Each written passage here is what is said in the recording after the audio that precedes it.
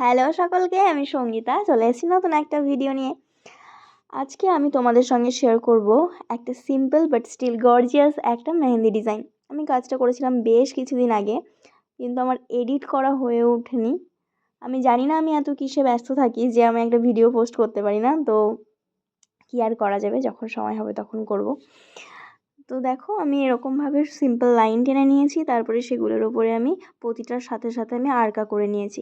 দিয়ে প্রতিটা ঘরে আমি একটা করে স্পাইরাল ডিজাইন করে সিম্পল ফ্লাওয়ার মোটিভ করে নিয়েছি। তারপরে আঙুলগুলিতে আরকা করে ডাবল ডাবল করে আরকা করে একটা পাতা মোটিভ করে নিচ্ছি।